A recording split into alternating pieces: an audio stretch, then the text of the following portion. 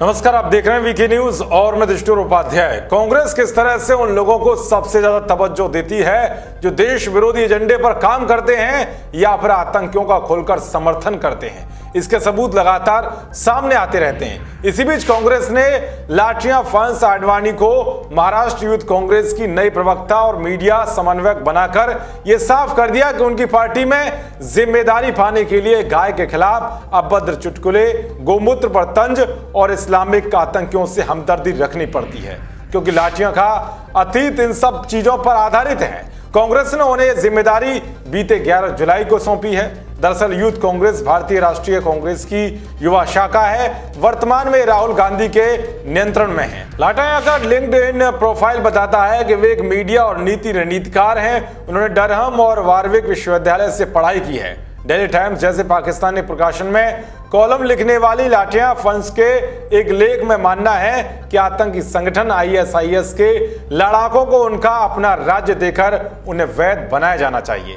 पाकिस्तानी प्रकाशन की वेबसाइट पर एक लेख में वो लिखती है कि ISIS को एक राज्य के रूप में पहचान न दिए जाने से हम लड़ाकों और नागरिकों के बीच अंतर नहीं कर पाते हैं। लटाया आडवाणी ने अपने लेख में न केवल ISIS आतंकवादियों को लड़ाकों के रूप में बल्कि सेनानियों के रूप में भी जगह दी है। महाराष्ट्र युवा कांग्रेस प्रवक्ता और मीडिया समन्वयक के रूप में नियुक्त लाठिया फंस आडवाणी का मानना है कि ISIS को स्टेट का दर्जा उन्हें पहचान योग्य बनाने में सेना की सहायता करेगा। इसके अलावा लाठिया फंस आडवाणी आतंकवादी शब्द का शुद्धिकरण करना चाहती है, जिसका उपयोग आतंकियों का वर्णन करने के लिए किया जाता है। वो दावा करते हैं कि ISIS अमेरिका के घृणित लोकतंत्र को बढ़ावा देने और जल्दबाजी एग्जिट स्ट्रेटजी का नतीजा है। वास्तव में ISIS मजहबी हिंसा को बढ़ावा देता है और उन कट्टरपंथी मुसलमानों को तवज्जो देता है जो काफिर या गैर मुस्लिमों वाली इनकी परिभाषा से सहमत होते हैं।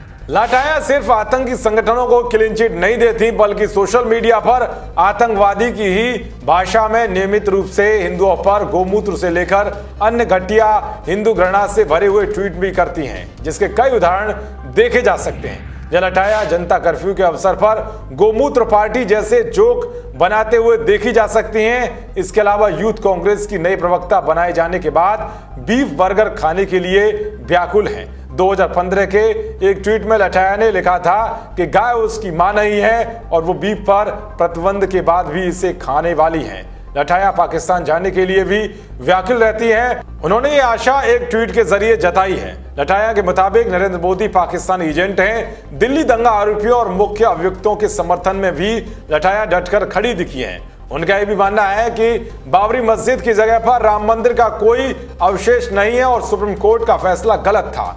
लाटाया के लिंक्डइन प्रोफाइल के अनुसार वो कांग्रेस नेता मणिशंकर अय्यर के ऑफिस में काम करती है। वही मणिशंकर अय्यर जो केंद्र की मोदी सरकार के खिलाफ पाकिस्तान जाकर हर संभव षड्यंत्र का हिस्सा बनने का कारनामा करना चाहते हैं और भारत विरोध के लिए पाकिस्तान का समर्थन करते आए हैं। अब आप समझ सकते हैं कि किस तरह से कांग्रेस के अंदर देश विरोधी बात करने वाली फौज भरी हुई है, जो देश की अखंडता को कमजोर करने के लिए लगातार प्रयास करती रहती है।